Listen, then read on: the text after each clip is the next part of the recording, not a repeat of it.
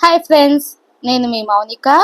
Welcome to the Mounika Telugu blogs. Friends, ఈరోజు tomato rice ఎలా prepare చేసుకుందామో చూద్దామా. ముందుగా దానికి కావాల్సిన పదార్థాలు: ఒక half cup carrot, half cup beans, half cup onions, ఒక కప్పు టమాటా తీసుకొని పక్కన పెట్టుకోవాలి. ముందుగా ఒక స్టవ్ పెట్టుకొని అందులో కొద్దిగా ఆయిల్ యాడ్ చేసుకుందాము. ఆయిల్ వేసాం కదా, ఆయిల్ మొత్తం హీట్ అవ్వనివ్వాలి. ఇందులో కొద్దిగా ఆవాలు వేసుకుందాము, కొద్దిగా జీలకర్ర కూడా వేసుకుందాము. ఇప్పుడు కొద్దిగా ఉద్దిబేడలను వేసుకుందాము. ఇవి మొత్తం బాగా వేగిన తర్వాత గుప్పెడంత కరివేపాకును కూడా యాడ్ చేసుకుందాము. కరివేపాకును కూడా వేసాం కదా, ఇప్పుడు ఇందులోనే కొన్ని చెనక్కాయ పప్పులని కూడా వేసుకుందాము. ఇవి మొత్తం బాగా ఫ్రై అయ్యేలాగా వేయించుకుందాము. ఇవి మొత్తం బాగా ఫ్రై అవ్వనివ్వాలి. ఇప్పుడు ఇందులోనే ముందుగా కట్ చేసుకున్న ఆనియన్ ముక్కలని వేసుకుందాము. దీన్ని మొత్తం మళ్ళీ ఒకసారి కలుపుకుందాము. ఆనియన్స్ కొద్దిగా మగ్గేంత వరకు ఫ్రై చేసుకోవాలి. ఇందులో క్యారెట్ ముక్కలను కూడా యాడ్ చేసుకుందాము. క్యారెట్ వేసాం కదా, ఇప్పుడు మళ్ళీ ఒకసారి దీన్ని మొత్తాన్ని కొద్దిగా ఫ్రై చేసుకుందాము. దీన్ని మొత్తాన్ని కొద్దిగా ఫ్రై చేసుకొని ఇప్పుడు బీన్స్ని కూడా యాడ్ చేసుకుందాము. ఇవన్నీ బాగా ఫ్రై అయ్యేలాగా బాగా వేయించుకోవాలి.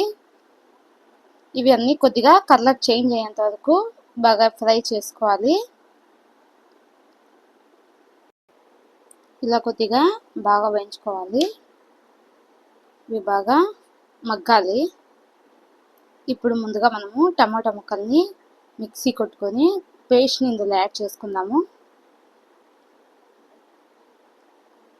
కొద్దిగా వాటర్ యాడ్ చేసుకొని టమాటా ముక్కల్ని పేస్ట్ లాగా కొట్టుకొని ఆ పేస్ట్ మొత్తం దీంట్లో వేసుకొని దీన్ని బాగా వేయించుకోవాలి. ఈ పేస్ట్ కొద్దిగా చిక్కపడేంత వరకు వేయించుకోవాలి. ఇప్పుడు ఇందులో కారం పొడి యాడ్ చేసుకుందాం. ఒక స్పూన్ కారం వేసాం కదా, ఇందులోనే కొద్దిగా ఉప్పు కూడా యాడ్ చేసుకుందాము.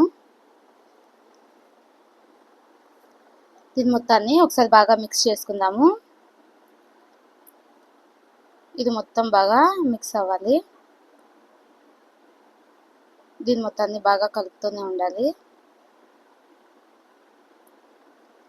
ఈ పేస్ట్ మొత్తం కొద్దిగా గట్టి పడేంత వరకు బాగా మిక్స్ చేసుకోవాలి. ఇప్పుడు ఇందులో ఒక స్పూన్ ధనియాల పొడి యాడ్ చేసుకుందాము.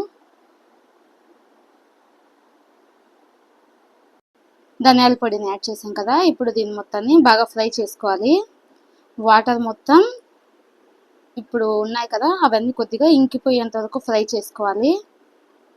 ఇలా ఫ్రై చేస్తూ ఉండాలి. ఇప్పుడు మనం ముందుగా ఉడకబెట్టుకున్న అన్నాన్ని ఇందులో వేసుకొని దీన్ని మొత్తాన్ని బాగా మిక్స్ చేయాలి. దీన్ని మొత్తాన్ని బాగా వేయించుతూనే ఉండాలి. ఒక 10 minutes ఇలా చేయండి. దీన్ని మొత్తాన్ని ఇలాగే ఫ్రై చేస్తూ ఉండాలి. ఇలా ఎందుకు చేయమన్నాను అంటే, మనము టమోటా రైస్ని ఇలా ఎక్కువసేపు ఫ్రై చేసాము అంటే ఒక 10 minutes దాకా టమోటా రైస్ అనేది ఎంతో టేస్టీగా ఉంటుంది. ఒకసారి ఇలా ట్రై చేయండి నేను చెప్పిన విధానంలో. చూసామా, ఇలా వేయించుతూనే ఉండాలి ఒక 5 నిమిషాలు. ఇది మొత్తం ఇలా వేగింది కదా, ఇప్పుడు స్టవ్ స్లిమ్లో పెట్టుకొని ఇంకొద్దిసేపు ఫ్రై చేసుకోవాలి. ఇలా మొత్తం ఫ్రై అయింది కదా, చూసారా, ఇలా మొత్తం ఫ్రై అయింది కదా. ఇప్పుడు దీన్ని మొత్తాన్ని ఒక ప్లేట్లోకి తీసుకుందాం.